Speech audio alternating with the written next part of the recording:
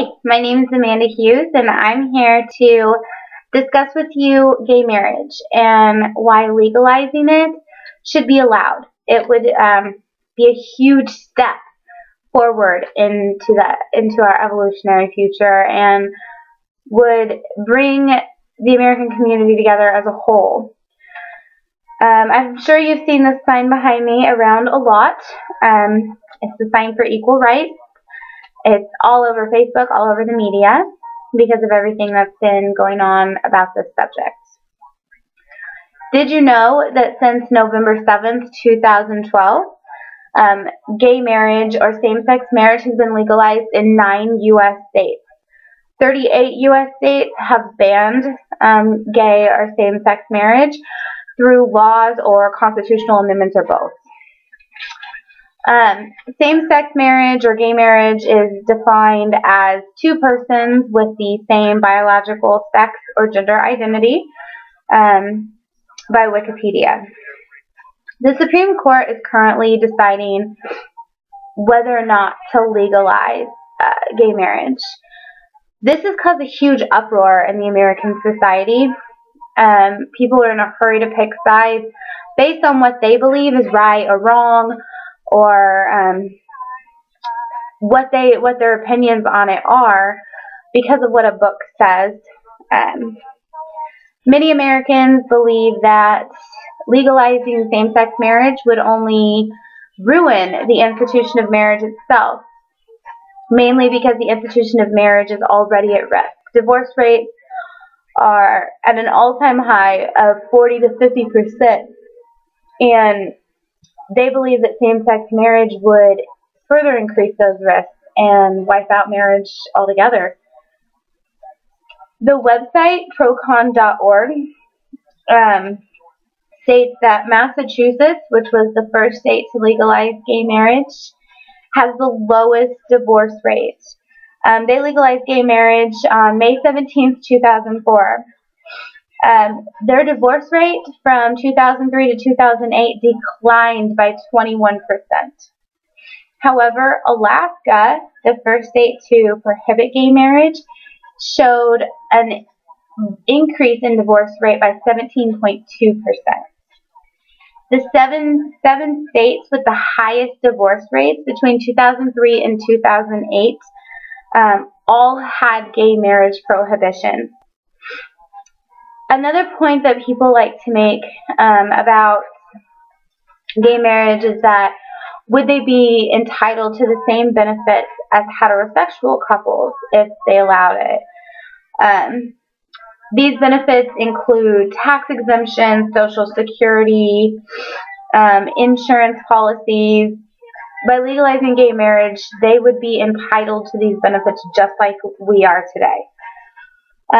Many believe that this would cause too much of a cost to America.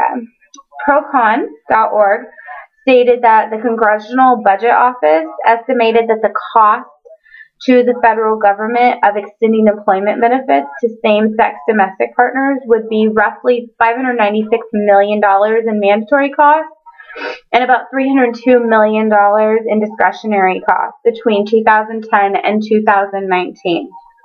However, Procon.org goes on to state that gay marriage can bring financial gain to both state and local governments.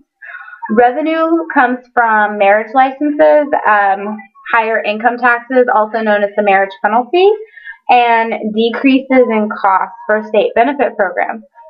The comptroller for New York City found that legalizing gay marriage would bring $142 million to the city's economy and $184 million to the state.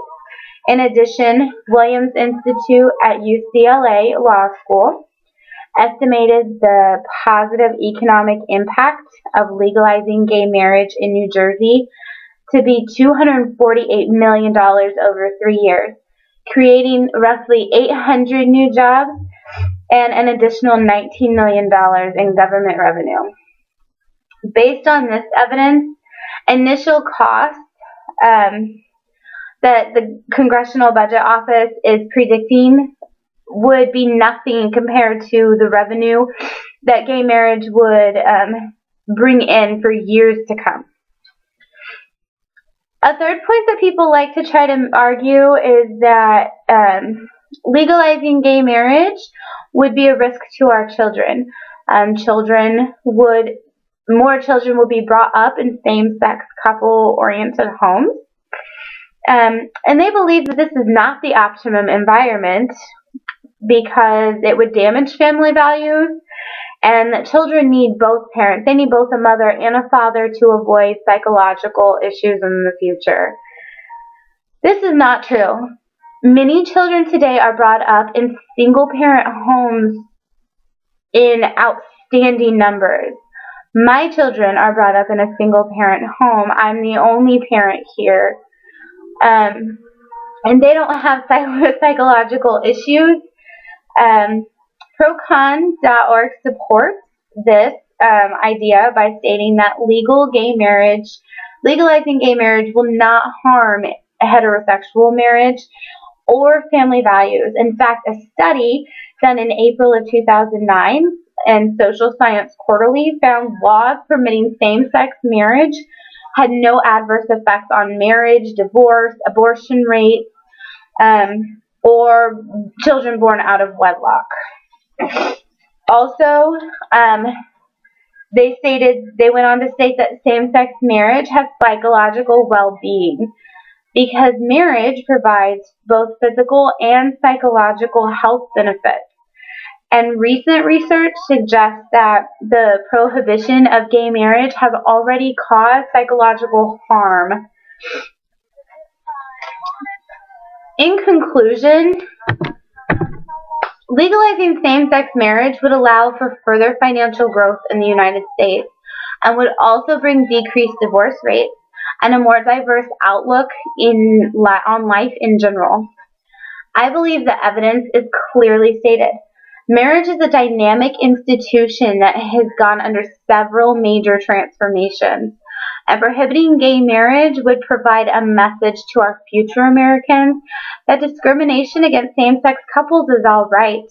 This in turn would allow for our children to open their hearts and minds to discrimination in general being okay, and would only set us back evolutionally. Gay marriage is known as one of the most key civil rights arguments of our time. I challenge all Americans to open their eyes to our next generation. Take a step back. Look at our future as a whole. Gay marriage does not mean the end of heterosexual marriage, but it could mean the beginning of a new outlook on love and family values. Two things that have been long lost to the institution of marriage. With so many people today marrying for all the wrong reasons, why not let the gay community show us the right reasons to be together and consider all of us as a whole, just the American community, and stop the discrimination. Thank you.